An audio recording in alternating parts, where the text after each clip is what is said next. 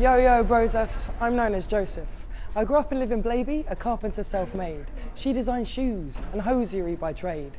Mary's the missus, she crafts the best kisses. Her heart is artwork, our love isn't hard work.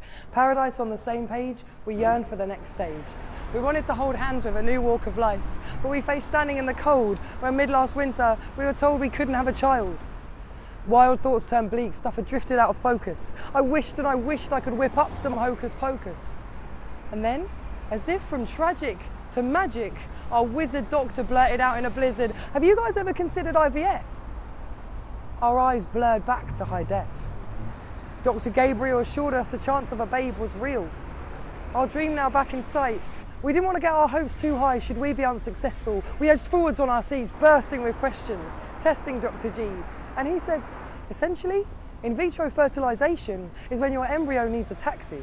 Your born-to-be toddler seeks a piggyback, so he or she can make tracks to seeing, to being human and completely unassuming. Imagine that, our very own blanket canvas, thanks to modern scientific conception. Such immaculate invention. Overwhelming to believe that we could conceive externally in a glass tube. No less maternal or paternal, just an alternative route. Shoot forward 3 months, after paperwork reams and routine regimes, Mary took a test that detected that our little lamb was definitely nested. Fast forward to a week before the due date.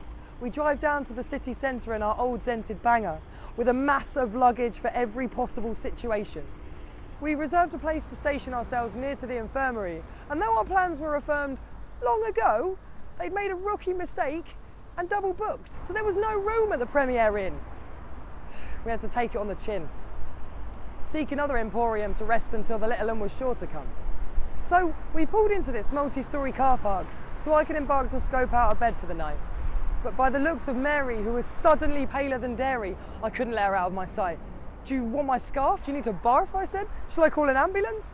She glanced hazily and just stared at her hands, which were squeezing my knees. My eyeballs darted round their sockets. I fumbled through the contents of my overpacked pockets to find my mobile with 1% battery, and I repented every sin in the hope that it would ring. "Hello, hi, please, paramedics. My Mary's sick and I think the kiddie's coming quick." They said, "No trouble, we'll send an ambulance on the double." And just as my phone cut out, I heard the shrillest spine-chilling shout. Mary tossed and turned in the front seat. I could feel the brute force of her flailing feet.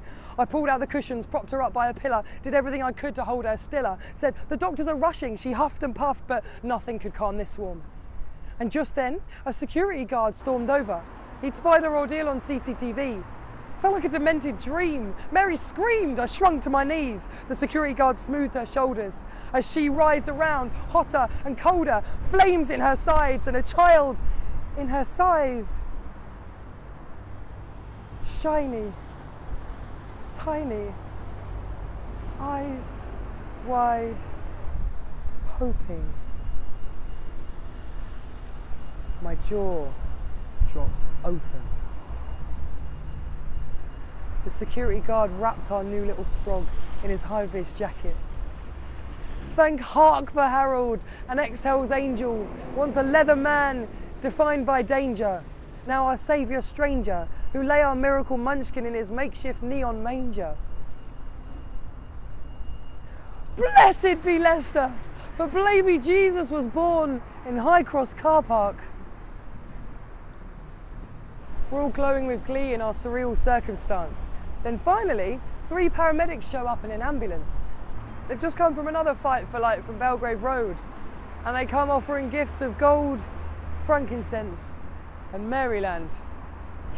Such aptly named chicken. Finger licking got way out of hand. But anyway, I can't believe he gets to be alive. He gets to put all his fives in, dive into our rhythm river, pulse his tiny little heartbeat, and his 2 little tiny feet in our shiver of eternal energy.